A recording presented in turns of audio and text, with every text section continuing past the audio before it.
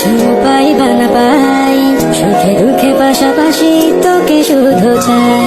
মিষ্টি মিষ্টি কথা বলে কইলে মন চুরি, তোর ভাবনায় দুটি চোখ এই জীবনে আর কিছু কত্তা খাওয়ার অনুভূতি কিটা কেমন আপনার?